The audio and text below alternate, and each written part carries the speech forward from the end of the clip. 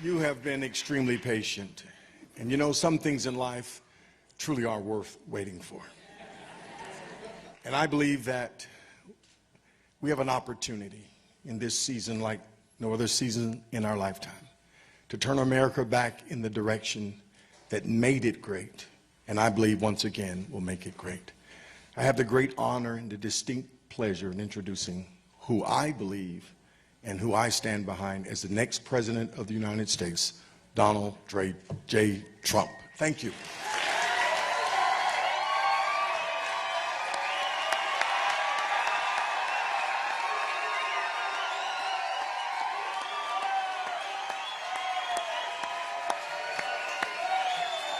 Thank you.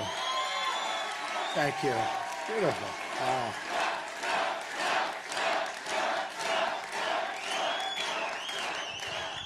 Thank you, Pastor. A great, great honor.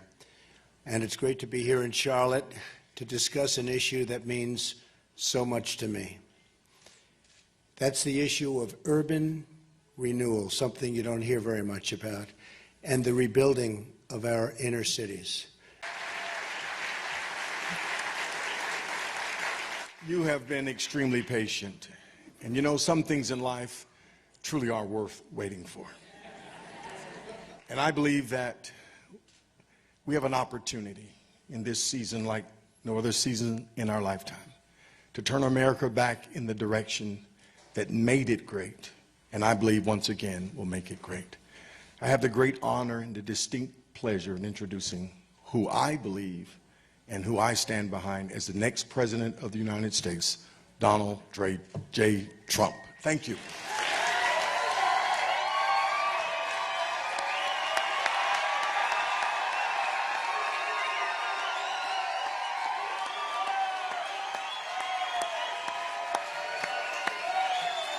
Thank you. And the privilege to represent you as your president.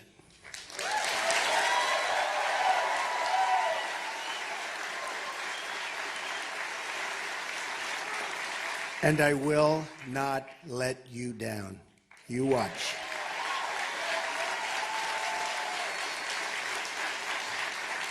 Here is the promise I make to you. Whether you vote for me or not, I will be your greatest champion. We live in a very divided country, but I will be your greatest champion.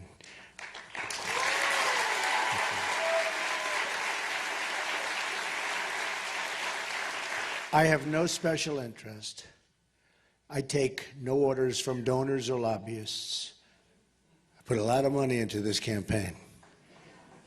Believe me, I'll be in for over $100 million. That's a lot. I work for you, and I work only for you.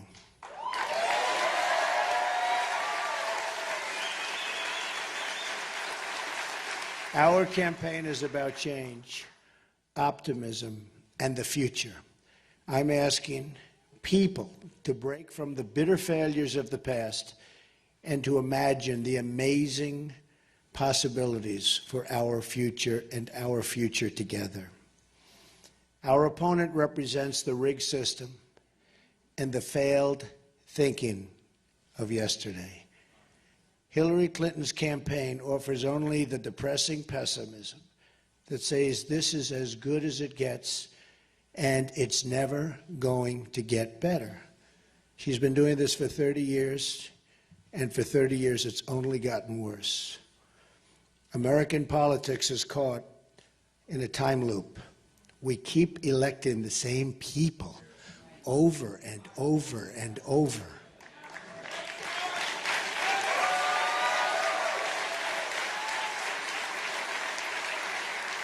And they keep coming back to the African American community and the Hispanic community, and they keep talking about what they're going to do, and they don't do it, and then 4 years later, you see them again. It's enough.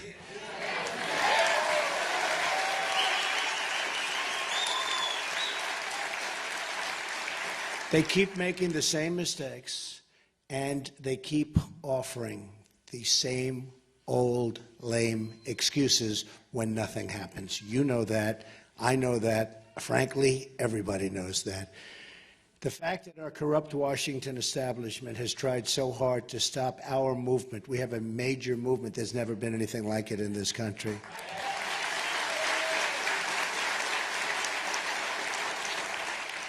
And this is so important to me, what I'm saying today. I wanted a small group of very, very powerful, influential people from the African American community, and that's what I wanted to do. Enough with the rallies of 25 and 30,000 people. This was very important to me.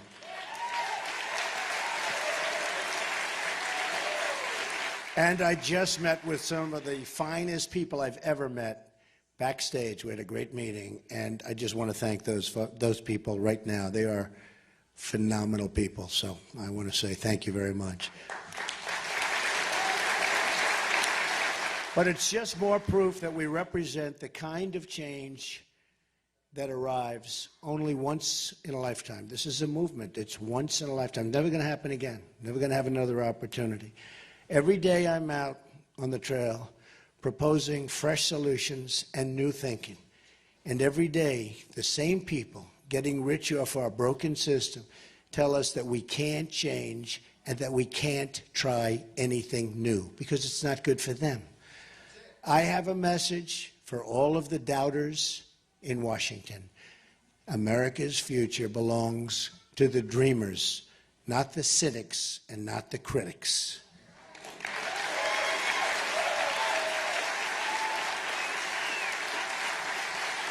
And it's time to extend that dream to every African American citizen in this country. African American citizens have sacrificed so much for our nation. They've fought and died in every war since the Revolution, and from the pews and the picket lines, they've lifted up the conscience of our country in the long march for civil rights. Yet too many, thank you. Yet too many African Americans have been left behind. Massive numbers have been left behind. 45% of African American children under the age of 6 live in poverty. 58% of African American youth are not currently employed. African Americans comprise roughly 13% of the population, yet make up 60% of murder victims under the age of 22. That's some number, isn't it, though? Some number. In 2015, violent crime in Charlotte increased by 18%, and it's expected to rise to 24% this year. In Chicago, nearly 3,500 people have been shot since January 1st of this year. It's not a very long time ago. Think of it, 3,500 people. The conditions in our inner cities today are totally unacceptable, and we have to fix them. The Democrats have run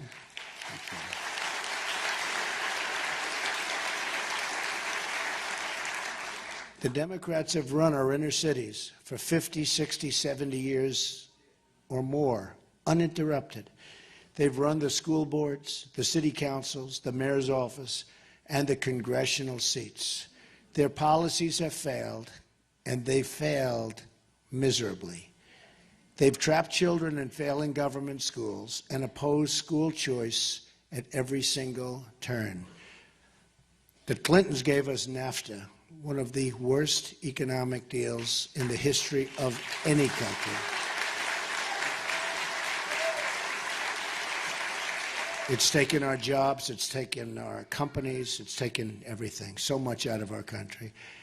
And China's entry into the World Trade Organization, two deals that truly deindustrialized America, uprooted our industry and stripped bare towns like Detroit and Baltimore and the inner cities of North Carolina, where we are really focusing. And by the way, you see the new polls coming out where we're really doing well, which is okay. Doing well. Thank you. We're going to win North Carolina, I'll tell you. We're going to win Florida. Actually, We're going to win Florida, too. We're going to win Ohio, and we're going to win Iowa.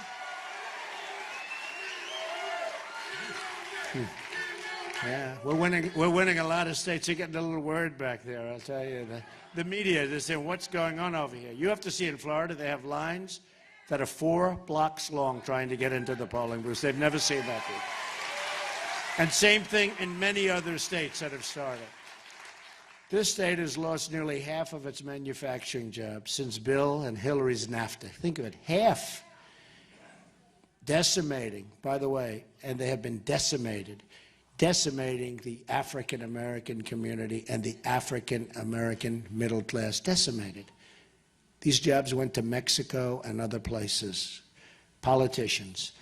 Democratic policies have also given rise to crippling crime and total violence. Then there's the issue of taxation and regulation. Massive taxes, massive regulation of small business, and radical restrictions on American energy have driven jobs and opportunities out of our inner cities and in many cases out of our country.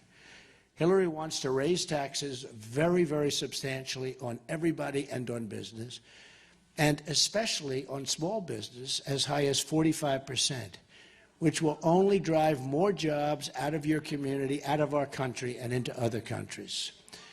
One of the greatest betrayals has been the issue of immigration. Illegal immigration violates the civil rights of African Americans. That's what's been happening.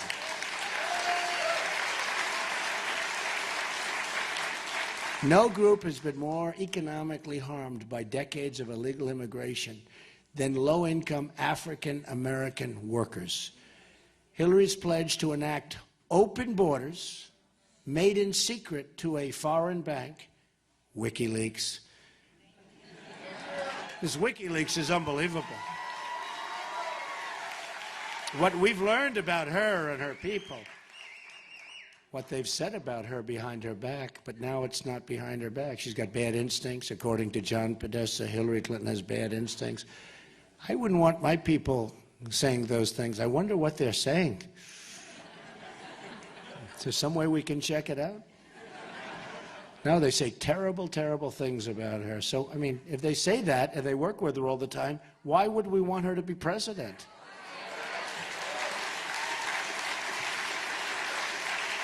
At the center of my revitalization plan is the issue of trade. Massive chronic trade deficits have emptied out our jobs. Just look at what's happened to Baltimore, Detroit, Pittsburgh, Cleveland, and right here in North Carolina. You know that for a fact. It's the greatest jobs theft in the history of the world.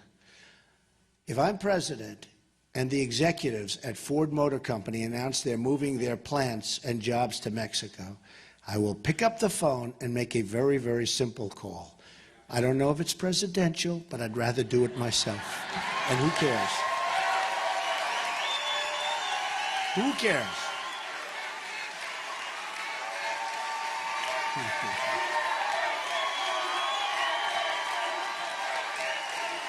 It's funny. Very funny. Thank you. It's very funny.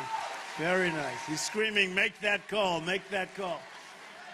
Takes me 5 minutes. I'd rather do it myself. It'll get done properly. I will tell those executives that if they move their factories to Mexico, I will put a 35% tax on their product, which in this case is small cars. You know, they're moving their small car plants out of mostly Michigan, moving to Mexico. I mean, it's terrible. They're going to make their small cars. That's a big thing. It might be a small car, but it's a lot of business. Before they ship it back to the United States, so they're going to pay a tax, 35%. You tell them, and you know what? They're going to stay. They're going to stay. They're not leaving. They're not leaving. But nobody ever says that. And the politicians don't say that because they're getting campaign contributions from these people and their special interests. So they're not going to say that. Me, I'm saying it. I'm doing what's right. I'm working for you, folks. We're going to get this thing right. We're going to get it right. such a big problem. Our jobs are leaving us, and people are being fired all over the country. Our plants, our factories are leaving us.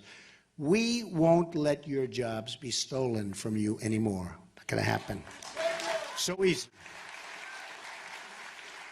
When we stop offshoring to low-wage countries, we raise wages at home, meaning rent and bills become instantly more affordable.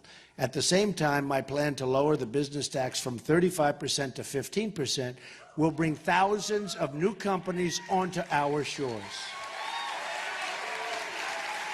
You'll have jobs. You'll have jobs back. It also includes a massive middle-class tax cut, tax-free child care savings accounts, and child care tax deductions and credits, and a total simplification of the tax code.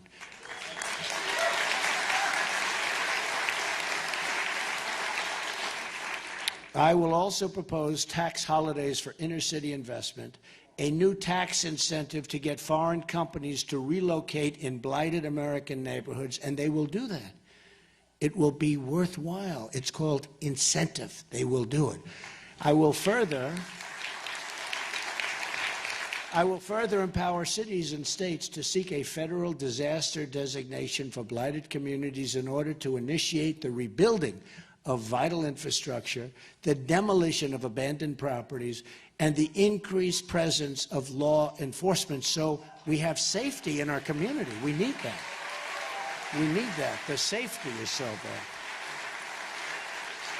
Some of our inner cities are more dangerous than some of the war zones that we're reading about and seeing about every night. We have to stop that. I will also pursue financial reforms to make it easier for young African Americans to get credit to pursue their dreams in business and create jobs in their communities. It's going to be beautiful. Such talent. There's such a potential talent out there. It's so incredible, and it's totally being wasted by politicians that maybe don't want to see it happen. Dodd-Frank has been a disaster, making it harder for small businesses to get the credit they need. You folks know that. The policies of the Clintons brought us the financial recession through lifting Glass-Steagall, pushing subprime lending, and blocking reforms to Fannie and Freddie. Two friendly names, but they're not so friendly.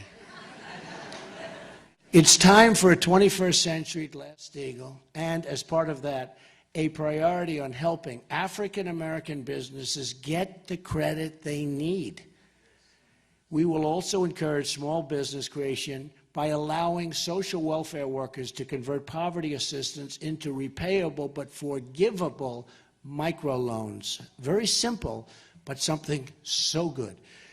Then there's the issue of public safety. Making our community safe again will be a priority for the Trump administration. Safe.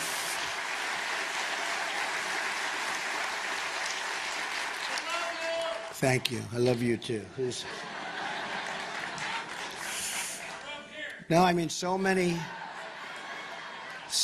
people. I mean, you walk to the store to buy a loaf of bread, maybe with your child, and you get shot.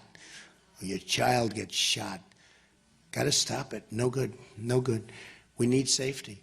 I have heard and have listened to the concerns raised by African American citizens about our justice system, and I promise that under a Trump administration, the law will be applied fairly, equally, and without prejudice. There will be no prejudice.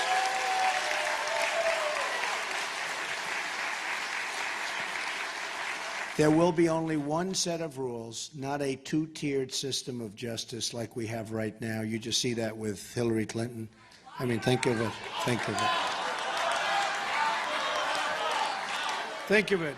She deletes 33,000 emails after getting a subpoena from the United States Congress, and she has no trouble. And in your community, you know what you're going through. Can you imagine if you did that? Can you imagine if I did that? I think they'd reinstitute the electric chair. Forget about you. How about me? Would I be in trouble? It is so unfair. It is so unfair that she's even allowed to run for the office of president.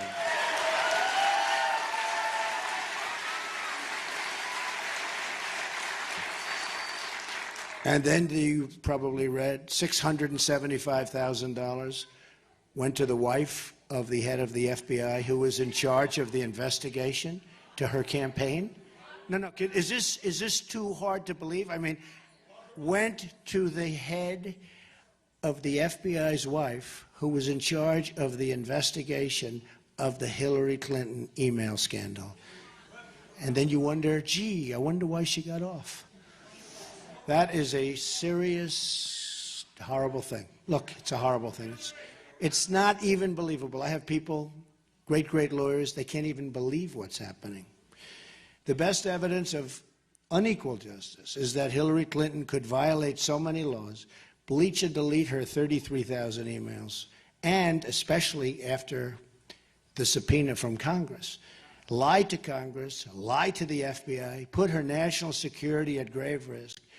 I mean, our national security was put at unbelievable risk with what she was doing, and not even face so much as a minor fine. Now think of it. A major general, a man 4-star general, that's about the top. General James Cartwright lied one time to the FBI, and he probably did it. He did it, in my opinion, for national security reasons. And he may go to jail for a 5-year sentence. Think of it, 5 years. He may go to jail for 5 years. One time to the FBI, she lied, looks like hundreds of times. Hundreds. How about she couldn't remember 39 times? Well, each one of those 39 was a lie, right?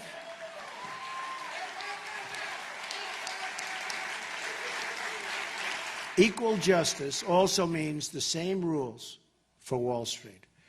The Obama administration never held Wall Street accountable. We will also police our streets, have to make our streets safe.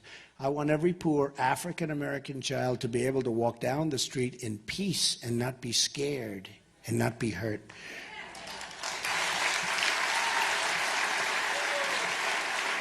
The problem is not the presence of police, but the absence of police. We need really a great group of people to keep you safe, to keep us all safe, to keep us all safe. You know, the murder rate in the United States, I don't know if you know this, because the press never talks about it, is the highest it's been, think of this, in 45 years. Nobody knows that. The murder rate, highest it's been in 45 years. I will invest in training and funding both local and federal law enforcement operations to remove the gang members, drug dealers, and criminal cartels from our neighborhoods.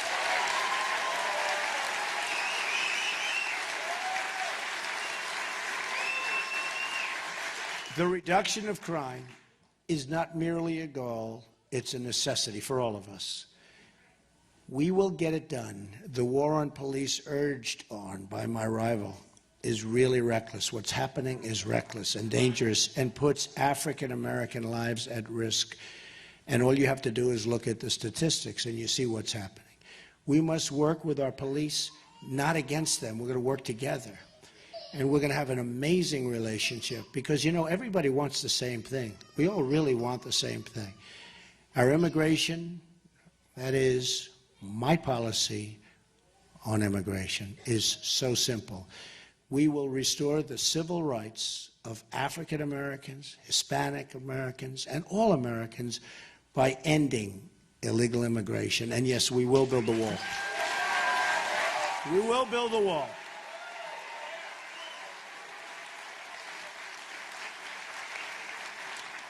And we're going to stop the inflow, the massive inflow of drugs, which is coming into your community more than any community, but coming into your community and poisoning our youth and poisoning many other people, but poisoning our youth.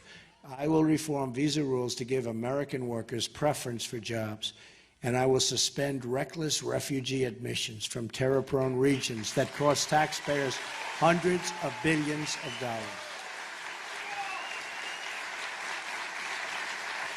A portion of the massive amounts of money saved by enforcing our laws and suspending refugees will be reinvested in our inner cities.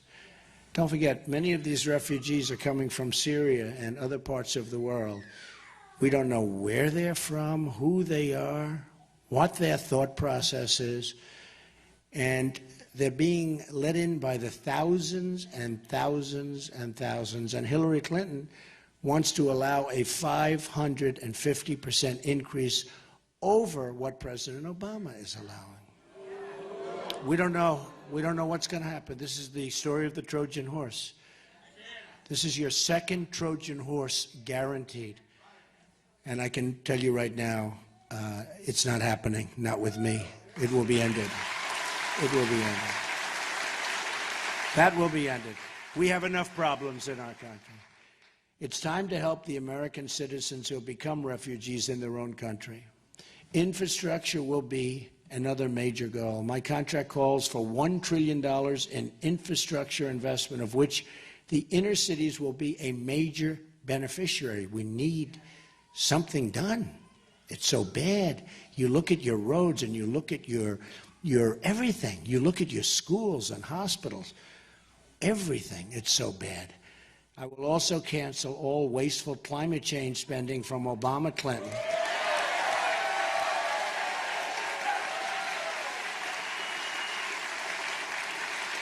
We're giving billions and billions of dollars away. We have no idea for what, and others aren't doing so much. Believe me, they are laughing. I'll tell you, that's what they're doing. They're laughing at us, including all global warming payments to the United Nations. Billions of dollars.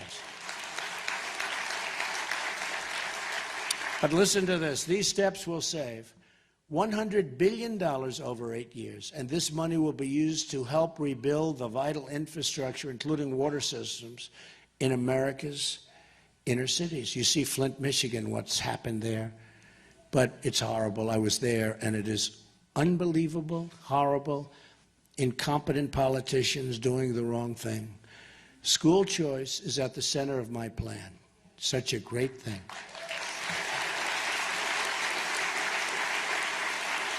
And by the way, we're going to terminate Common Core and bring education local.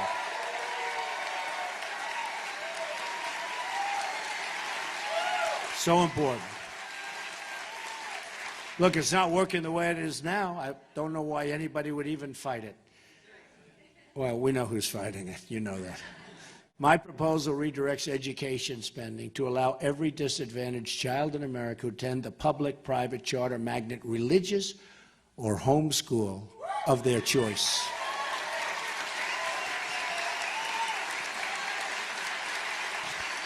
School choice is the great civil rights issue of our time, and I will be the nation's biggest cheerleader for school choice in all 50 states. What a difference it will make.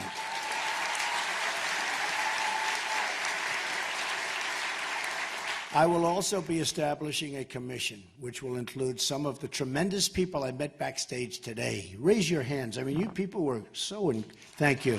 So great. Some great ideas.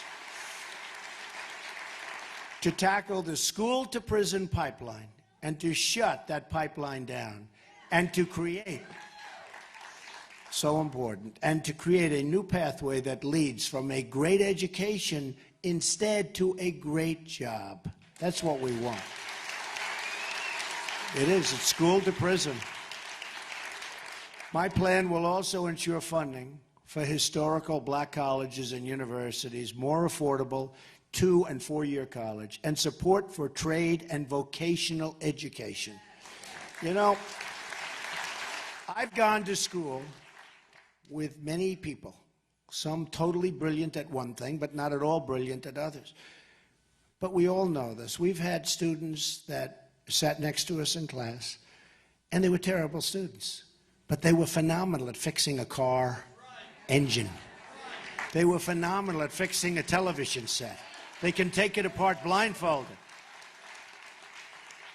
And I can't do that. And you can't do that. But they were phenomenal at fixing things. We don't do that anymore. Remember, we used to have this great vocational education? They were talented. They were great. They were horrible students, and they were great. They can take a motor, they can take an engine apart blindfolded. And we have to bring that back. And that's what they love doing. That's what they love doing. And they'll do fantastically with it. Yeah.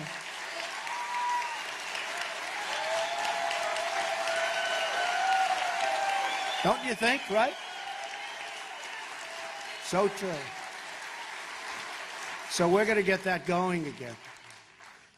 Finally, today, my agenda includes the protection of religious liberty.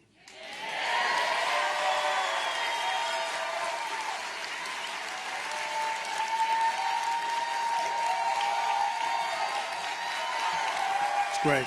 Nice to see. It's very nice to see. That's something you'll never hear from Hillary Clinton, that I can tell you.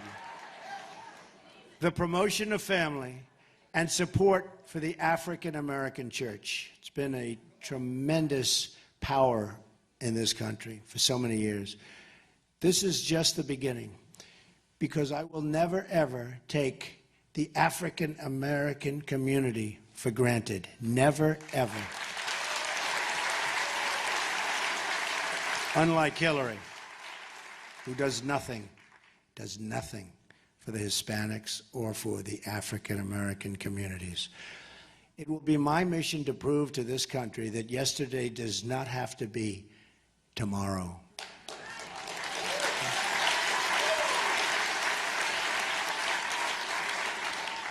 The vicious cycle of poverty can be broken, and great new things can happen for all of our people. Great new things can happen. But to achieve this future, we must reject the failed elites from Washington who've been wrong about virtually everything happening for decades. Hey, they've been wrong about the wars. They've been wrong about jobs. They've been wrong about everything. And the question is, are they stupid? The question is, are they stupid or do they have a plan? I actually think for the most part, they have a plan, but some are not too smart. And you're right about the swamp. Say it again. Right? You better believe it. Boy, that is...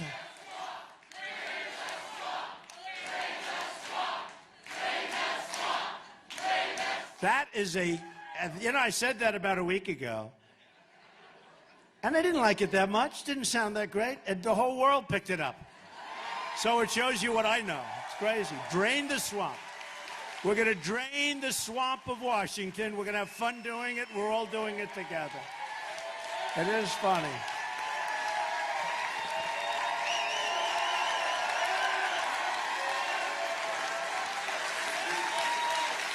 Funny how things like that happen. I was listening the other day to a great singer, one of the great legends, and said that, certain song, didn't like it. Became one of the greatest hits of all time. So, Drain the Swamp, I didn't like it. Now I love it, right? The people opposing us promised that passing NAFTA and opening up our markets to China would bring a new era of jobs and prosperity. That didn't happen. Instead, they brought only poverty and heartache and loss. The people opposing us are the same people who and think of this, who've wasted $6 trillion on wars in the Middle East. We could have rebuilt our country twice. That have produced only more terrorism, more death, more suffering. Imagine if that money had been spent right here in our home. We've totally destabilized the Middle East. And if you think about it, $6 trillion, and it was far better 15 years ago. So we've made it worse. We spent $6 trillion, lost thousands of lives. You could say hundreds of thousands of lives, because look at the other side also. So we lost hundreds of thousands of lives, and we're far worse off than we were when we started. Who are the people that do this? And then we end the war in such a bad way that a vacuum is formed, and we have ISIS. And that was the JV, the junior varsity. But now the JV is violent and vicious and ensconced in 32 different nations. And the one that gave us the JV now says how she's going to get rid of it. Not going to happen, folks. Just words. Just words. Just words. For 30 years she's been talking. For 30 years, only bad things happened for her. She tried to build democracy in Libya and she failed.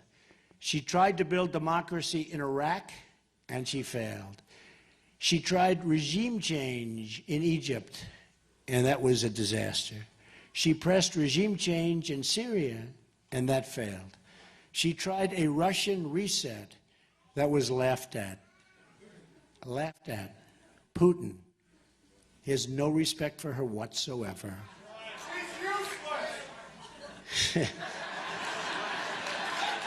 See, I'm not allowed to say it, but I'll accept it.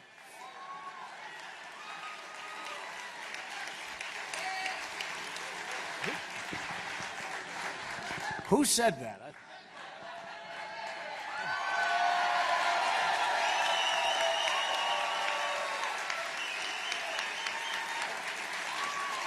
A Star is Born. Now, if I said that, I'd be in big trouble. She tried an Asia pivot, and that failed. Now Hillary Clinton wants to confront nuclear-armed Russia with a shooting war in Syria that could very well lead us into World War III. For what? She doesn't get it. She doesn't understand. Remember, her top person says she has bad instincts. She's got bad instincts. And by the way, we want to be so strong. We want to make our military so strong. We want to take care of our vets better than they've ever been taken care of.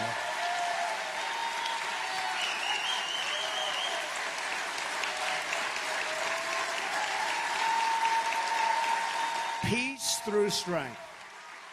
Peace through strength. We have no choice. These are very vicious times. This is not a time to have a depleted military. We're not going to have that. We have the greatest people in the world in the military. We're not going to have that, but we are going to take care of our vets also. Finally, our opponents passed a health care law, embraced by Hillary Clinton, over the furious objections of the American voter. And most politicians, I mean, they didn't want it, other than he lied and lied. You can have your plan, you can have your doctor, 28 different times, and enough Democrats went over to that side, they made a mistake. Obamacare is now destroying our health care system. Premiums are skyrocketing double digits and are surging by more than 100%. And think of it, in the great state of Arizona, I love Arizona, it's going up 118%. Oh, but don't worry, you're going to catch that too very soon. Doctors are quitting, insurers are leaving, and companies are fleeing. Every prediction they made about this law was a lie, and I said it was going to be no good before it was ever passed.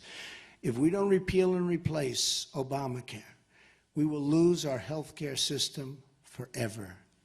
We have to get rid of it. It's a disaster. It's too expensive, it doesn't work, and you get no coverage. The deductible is so high that you'll essentially never use it. Now is the time to embrace a new direction. I've been very lucky, and I've led a great life. Now I want to give back to the country which I love and which has been so good to me.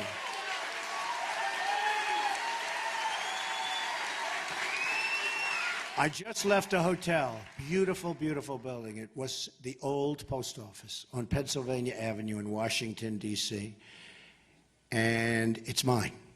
And it was just built. It's right between the Capitol building and the White House. So this way I figure I'll get to Washington one way or the other, right?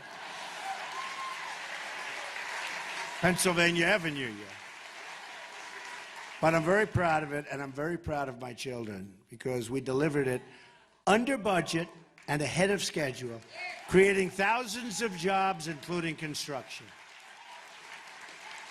It will be one of the finest hotels anywhere in the world and a great symbol for our country for many years to come. I took 2 hours to fly into Washington to cut the ribbon with my children and then jump on the plane to be here with you. Just did it.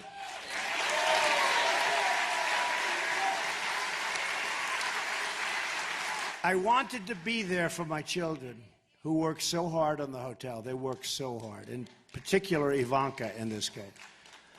And I always feel this. I feel this so strongly. Parents must stick and encourage and support their children.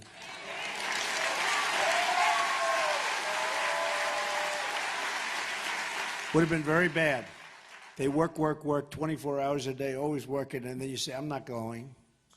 It takes the heart out of them, right? Don't you think? I mean, they did a great job in the hotel, and I told them so.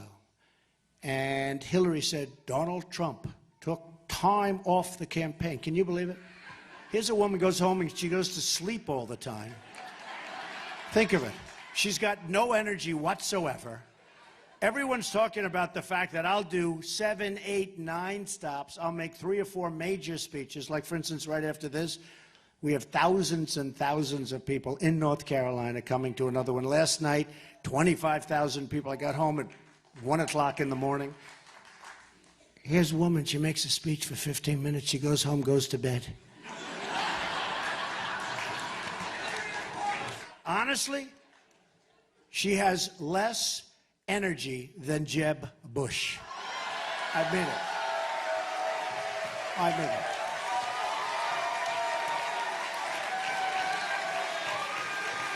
And the reason I bring him up, he didn't sign the pledge, so he's open game. So he signed the pledge, right? But he didn't honor it. How do you live with yourself, you know? He signs a pledge, and he doesn't live. So we figure. But how do you like that? And then she has a speech today. She criticized me for going to the opening of this building, which was in and out. It's not the way life works. But I was also there for another reason. The workers. They did a magnificent job. They were there. And without them, it could never have been built so quickly or so beautifully. The rebuilding we did at the old post office is the rebuilding I want to do for our country. We're going to rebuild our country.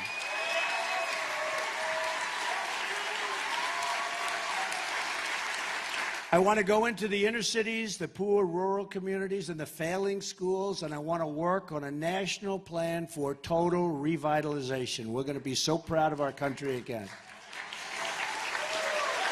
I'm tired of the excuses from our lame politicians. I'm tired of being told that it can't be done. I'm tired of people asking Americans to defer their dreams for another day, but they really mean for many decades. Enough waiting. The time is now. There is nothing we cannot accomplish. There is no task or project too great. There is no dream outside of our reach. Everywhere I go in this country, all I see is untapped potential waiting to be set free. And maybe the greatest of that potential is in the African American communities. There's so much potential. But we will never realize that potential if we continue putting our faith in a broken political system that has let us down time and time again. We have to choose the more optimistic path. We have to choose to believe not in our politicians, not in these people that got us there, but to believe in ourselves and the future of our country. If we do that, anything is possible. So I'm asking America to join me in dreaming big and bold things for our future.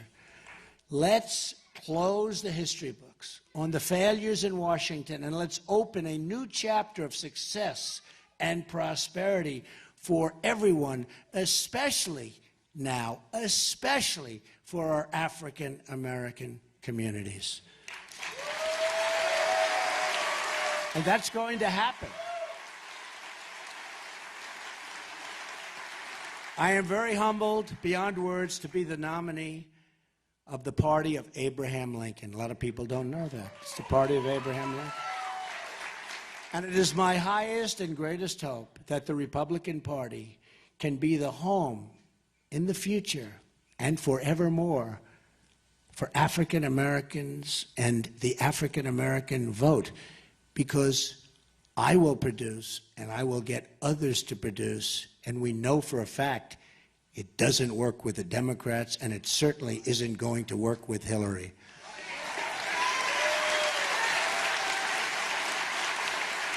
Together, we will have a government of, by, and for the people.